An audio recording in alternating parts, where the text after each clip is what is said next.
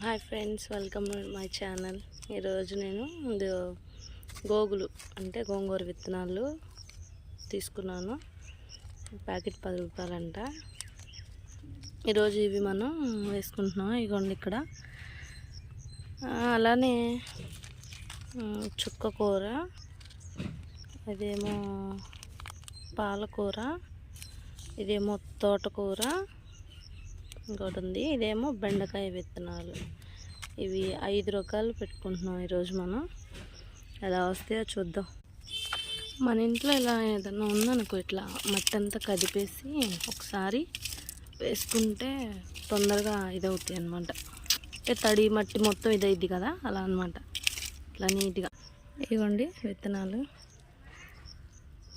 వేస్తున్నాను.